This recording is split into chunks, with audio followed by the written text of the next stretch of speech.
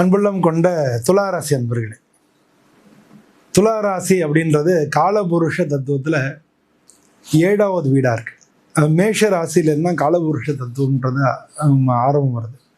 இது காலத்தினுடைய விதானத்தை, அதாவது இன்னைக்கு எப்படி நடக்கிறது, ராத்திரி பகல் வருது, அப்போ சந்திரன் நகர்றது, இப்படின்னு நம்ம பார்க்கறதுனால இது டைம் மிஷின் மாதிரி. அதனால அதுக்கு வந்து காலபுருஷம் அப்படின்னு பேர். இந்த காலபுருஷ தத்துவத்தில் வந்து 7வது வீடாக இருக்கக்கூடியது துளாராசி. அந்த துளாராசிக்கு அதிபதி யாருன்னா சுக்கிரன்.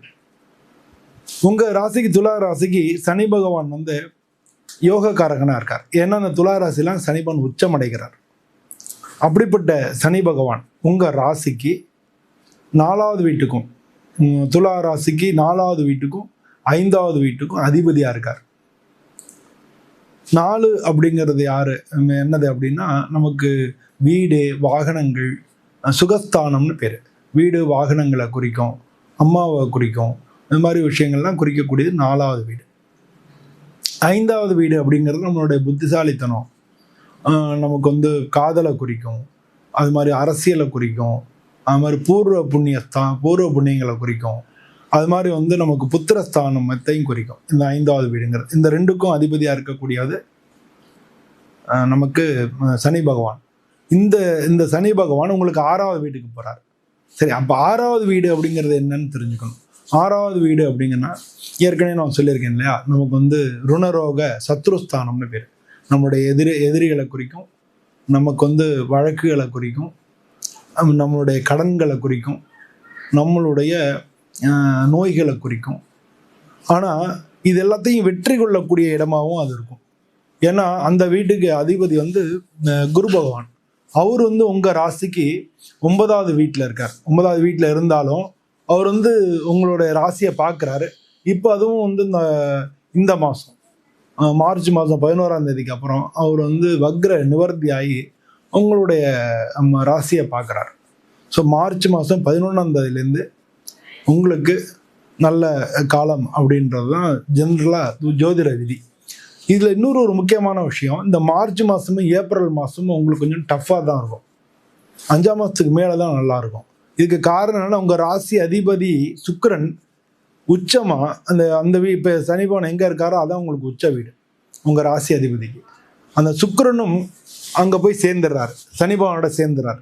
6வது வீட்டில் இருக்கக்கூடிய சனி பகவானோட சுக்கிரனும் சேர்ந்துடுறதுனால உங்களுக்கு வந்து என்ன பொருளை, இப்போ சுக்கிரன்னா யார், நம்மளுடைய அழகுணர்ச்சி, நம்மளுடைய ட்ரெஸ்ஸு, நகைகள், அது மட்டும் இல்லை நம்மளுடைய பொருளாதாரம், பணங்காசு, பேங்கிங்கு, பணம் கொடுக்கல் வாங்கல், இது மாதிரி பல விஷயங்களை வந்து அது குறிக்கும்.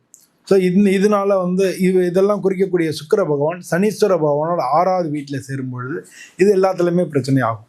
உங்களுக்கு கொடுக்கல் வாங்கலில் பிரச்சனை ஆகும், பணங்காசில் பிரச்சனை ஆகும், நமக்கு வந்து கூட வேலை பார்க்குறவங்களால பிரச்சனை ஆகும். கூட வேலை பார்க்கணும், மெயின்டைன் பண்ண முடியாது, அவங்களால பிரச்சனை வரும். இதெல்லாம் வந்து நமக்கு உங்களுக்கு 8வது வீட்டுக்கும் அதிபதி ஒரு சில பேருக்கு. இது வந்து என்னென்னா எல்லாருக்கும் ஒரே மாதிரி நடக்கும்னு நம்ம சொல்ல முடியாது. ஒரு சிலர் வந்து குழந்தையாக இருப்பாங்க, ஒரு சிலர் வாலிபமாக இருப்பாங்க, அதுக்கு இன்னொரு சில பேர் கல்யாணம் ஆகி தம்பதியோட புதுசாக கல்யாணம் ஆனவங்களாக இருப்பாங்க, ஒரு சில பேர் வந்து வயசானவங்களாக இருப்பாங்க. ஸோ இதே ராசியில் துலா ராசியில் இது மாதிரி எல்லா லெவல்லையும் ஆள் இருப்பாங்க. அப்போ வந்து யாருக்கு எந்தெந்த மாதிரி பலன் கிடைக்கும் அப்படிங்கிறதான் இதில் நம்ம பார்க்க போகிறோம். இப்போ வந்து என்னென்னா, இப்போ நீங்கள் படிக்கிற குழந்தைங்களுக்கு அப்படின்னா அவங்களுக்கு வந்து கூட படிக்கிறவங்களோட பிரச்சனைகள் இருக்கும். படிக்கிற இடத்துல அவங்களுக்கு நிம்மதி கிடைக்காது. படிக்கிற இடத்துல அவங்களுக்கு ஒரு பிரச்சனை இருக்கும். படிப்பிலேயே பிரச்சனைகள் இருக்கும். 4ஆம் இடமும் 5ஆம் இடமும் படிப்பை குறிக்கிறது. அது வந்து 6வது வீட்டுக்கு போயிடுது. ஸோ அதனால் பசங்களோட தகராறு, இந்த மாதிரியான விஷயங்கள் வரும். நீங்கள் ரொம்ப ஜாக்கிரதையாக இருக்கணும். அது மாதிரி நீங்கள் வெளியில் எங்கேயாச்சும் சுற்றுறீங்க அப்படின்னா பெண்களால் கெட்ட பேர் வந்துடலாம், அதுவும் ஜாக்கிரதையாக இருக்கணும். அதே மாதிரி வந்து வெளியில் ஜாலியாக ஃப்ரெண்டோட சினிமாவுக்கு போகிறீங்க, இல்லை நான் கடத்தரை சுற்ற போகிறீங்க அப்படின்னா அதுவும் உங்களுக்கு பிரச்சனையாயிரும். ஸோ மாணவ செல்வங்கள் வந்து இதில் வந்து ஜாக்கிரதையாக இருக்கணும் இந்த ஒரு மாதம். அது ஆனால் பொதுவாக வந்து உங்களுக்கு 6ல் சனின்றது வெற்றியை தரும். 2.5 வருஷம் இருக்க போகிறார். நான் சொல்கிறது இந்த 1.5 மாதத்தில் பிகினிங்கில் இது மாதிரி ஒரு பிரச்சனைகள் இருக்கும். ஆனால் அதுக்கப்புறம் வந்து இந்த பிரச்சனைகள் இருக்காது. அதே மாதிரி வாலிபமாக இருக்கிறவங்க வந்து நீங்கள் இன்னும் ஜாக்கிரதையாக இருக்கணும். உங்களுக்கு பெண்களால் பிரச்சனைகள் வரலாம். நீங்கள் யாரன்னு விரும்பிட்டு இருந்தீங்கன்னா அந்த விருப்பம் வந்து நிறைவேறாமல் போகலாம். இந்த மாதிரியான விஷயங்கள் எல்லாமே வந்து வாலிபங்களுக்கு வரும். கல்யாணம் ஆகியிருந்தால் கணவன் மனைவிக்குள்ளே கருத்து வேறுபாடுகள் ஆகலாம். திருமணம் வந்து கொஞ்சம் தள்ளி போகலாம். இது மாதிரியான விஷயங்கள் வந்து உங்களுக்கு பொதுவாக வந்து பெண்களால் கெட்ட பேர் வராமல் பார்த்துக்க வேண்டியது உங்களுடைய பொறுப்பு. எப்போ இந்த 1.5 மாதம் மட்டும்தான், அதுக்கப்புறம் பிரச்சனை கிடையாது. அதுக்கப்புறம் வந்து குருபவன் பயிற்சி ஆகிறாரு, குருவோடைய பார்வை இருக்கும். ஸோ இந்த 2.5 வருஷத்தில் வந்து உங்களுக்கு மற்ற காரியங்கள் எல்லாமே நடக்க ஆரம்பிச்சிடும். உங்களுக்கு என்னென்னா ஒரு சில பேர் வெளிநாடு வேலைகள் கிடைக்கும், இந்த மாதிரியெல்லாம் உங்களுக்கு கிடைக்கும். வயசானவங்களாக இருந்தால் அந்த 1.5 மாதம் உடல்நிலை கோளாறுகள் வரும். ஸோ இது மாதிரி வந்து அந்த ஒவ்வொரு காலகட்டத்திலையும் வெவ்வேறு விதமான ஒரு பலன்கள் கிடைக்கும். அது மட்டும் இல்லை, நீங்கள் பயப்பட வேண்டிய அவசியம் இல்லை. குரு பகவான் பயிற்சி ஆகிறதுனால குருனுடைய பார்வை 1 வருஷத்துக்கு வந்து சனி பகவான் மேலே இருக்கும். அது கொஞ்சம் அதிச்சாரம் போயிட்டு வரும்னு சொல்லுவாங்க. அதை பற்றி நம்ம கவலைப்பட வேண்டிய அவசியம் இல்லை. இப்போ இப்படி போயிட்டு வராரு, ஆனால் வீடு தான் இப்படி குறுக்க அப்படி போயிட்டு இப்படி வருவார் திரும்ப, ஆனால் வீடு இதே இதான். அதனால வந்து நமக்கு அதை அதிசாரமாக போகிறதுனால பிரச்சனைகள் இல்லை. ஆனால் வந்து அவர் பயிற்சி ஆகி குருவனுடைய பார்வை சனி பகவானுக்கு வந்துடுறதுனால எல்லாமே உங்களுக்கு மாறிடும். கூட வேலை பார்க்குறவங்க ஹெல்ப் பண்ண ஆரம்பிச்சிருவாங்க. அது மாதிரி உங்களுக்கு கடன் தொல்லைகள் தீரும். பல பேர் வந்து கடன் அடைக்கிறதுக்கான வாய்ப்புகள் நிறையா கிடைக்கும். புதிய திட்டங்கள் தொடங்கிறதுக்கான வாய்ப்புகள் நிறையா கிடைக்கும். வெளிநாடு சம்பந்தமான விஷயங்கள் நடக்கிறதுக்கான வாய்ப்புகள் நிறையா கிடைக்கும். ஒரு சில பேருக்கு திருமண வாய்ப்புகள் கிடைக்கும். ஸோ இது மாதிரி உங்களுக்கு இந்த சனி பகவான் வந்து பயிற்சியினால பல விதத்தில் நன்மைகள் நடக்கும். ஆனால் இந்த முதல் 1.5 மாதம் மட்டும் நீங்கள் கொஞ்சம் ஜாக்கிரதையாக இருக்கிறது நல்லது. மற்றபடிக்கு வந்து இந்த சனி பயிற்சி உங்களுக்கு மிக நல்ல விஷயங்களை குணம் தரும். இப்போ வந்து உழைப்பை சொல்லக்கூடிய இடமும் வந்து 6ஆம் இடம் தான். ஸோ வந்து அதனால் உங்களுக்கு ஒர்க்கு லோடு கூடும். உழைப்புக்கு வந்து நல்ல காலமாக இருக்கும். 6ஆம் மாதத்துக்கு மேலே தான் அதெல்லாம். 6ஆம் மாதத்துக்கு மேலே 6ஆம் மாதம் வரைக்கும் டஃப்பாக இருக்கும். 6ஆம் மாதத்துக்கு மேலே நல்லாயிருக்கும். குருவுடைய பார்வை வர்றதுனால உழைப்புக்கு வந்து உங்களுக்கு ரொம்ப வாய்ப்புகள் மிக அதிகமாக இருக்குது. அதே மாதிரி வந்து இப்போயே பாருங்களேன், உலகத்தில் வந்து சுக்கிரனும் சனியும் சேர்ந்துருக்கிறதுனால இப்போ அங்கே சூரியனும் போய் சேர்ந்துட போகிறாரு. சூரியனுக்கும் சுக்கிரனுக்கும் பகை, சூரியனுக்கும் சனிக்கும் பகை. ஸோ இப்போ பார்த்துங்க, இந்த மார்ச் 15ஆம் தேதிக்கு மேலே போர் நடக்குது பார்த்தீங்களா? போர் வந்து எங்கே நடக்குது? போர் நடக்கிறான் என்ன ஆகுது? எண்ணெய் கப்பல்கள்லாம் பிரச்சனை ஆகுது உலகத்தில். எண்ணெய், இந்த க்ரூட் ஆயில் எண்ணெய்க்கெல்லாம் அதிபதி யாருன்னா சனி பகவான் தான். அப்போ பொருளாதாரம் பல இடங்களில் பாதிக்கப்படுதா? பொருளாதாரத்துக்கு அதிபதி யாருன்னா சுக்கிரன் தான். சுக்கிரன் சனியோட போகிறதுனால அந்த மாதிரி பிரச்சனைகள் நடக்கிறது. இது மட்டும் இல்லை, இதோட சூரியன் சேரும்போது இன்னும் கடுமையாகும். மார்ச் மாதம் 15 வந்து இன்னும் கடுமையாகிறதுக்கான வாய்ப்புகள் நிறையா இருக்குது. இது மாதிரி வந்து பல விஷயங்களில் வந்து உங்களுக்கு கொஞ்சம் தடுமாற்றமாக இருக்கும். 6ஆம் மாதத்துக்கு மேலே எல்லாமே சரியாயிடும். இந்த சனி பெயர்ச்சி உங்களுக்கு 6ஆம் மாதம் வரைக்கும் பல தடுமாற்றங்களையும் பல பின்னடைவுகளையும் கொடுக்கும். எல்லா காரியங்களையும் எடுத்த காரியங்களில் ஒரு தேக்கத்தை கொடுக்கும். ஒரு டிலே ஆகும். ஆனால் எல்லாமே கொஞ்சம் கொஞ்சமாக நடக்க ஆரம்பிச்சிடும் 6ஆம் மாதத்துக்கு மேலே. முதல் சனி பெயர்ச்சி இந்த வருஷத்தில், இந்த சனி பெயர்ச்சி உங்களுக்கு பல விஷயங்களில் வெற்றிகளை கொடுக்கும். சனி பெயர்ச்சியுடைய பின்பகுதி உங்களுக்கு ரொம்ப ரொம்ப நல்லா இருக்கும். அவங்களுடைய முயற்சிகள் எல்லாத்துக்கும் கிடைக்கும். பல பேர் கடன் அடைக்கிறதுக்கான வாய்ப்புகள் நிறையா இருக்குது. பல பேருக்கு வந்து உடல்நிலை கோளாறுகள் வரும், அதை சரி பண்ணுறதுக்கான வாய்ப்புகள் நிறையா இருக்குது. ஒரு சில பேருக்கு அம்மாவுடைய உடல்நிலை பார்த்துக்க வேண்டிய அவசியம் இருக்குது. அம்மாவுக்கு உடல்நிலை கோளாறுகள் வரும், அவங்கள வந்து சரி பண்ண வேண்டிய அவசியம் இருக்குது.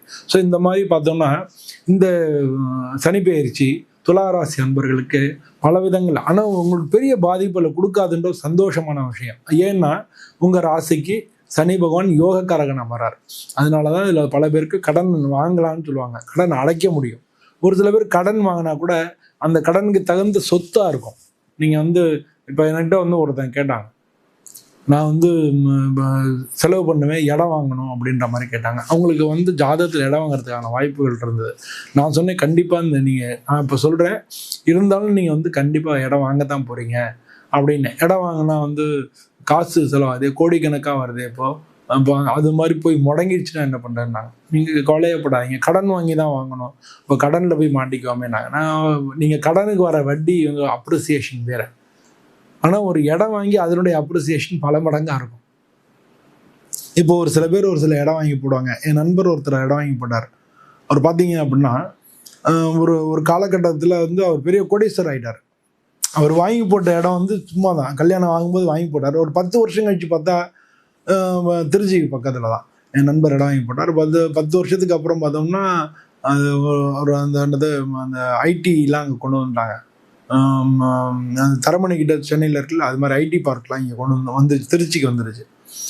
அதெல்லாம் வந்ததுனால அந்த இடத்தினுடைய வேல்யூ பார்த்தீங்கன்னா கண்ணாப்பினாண்டே போச்சு. அப்புறம் அது வேற ஏரோட்ராம் இருக்கு இல்லையா, அது வேற நான் பெருசாக பண்ணுறாங்க. ஏர்லைன்ஸ் வந்து அவங்களுடைய ஏர்போர்ட்டு ரொம்ப விரிவாக்கம் பண்ணிட்டாங்க. ஸோ நல்ல பிஸியான ரோடு ஆயிடுச்சு. அவங்க அந்த வேல்யூவோட எங்கேயோ போயிடுச்சு வேல்யூ.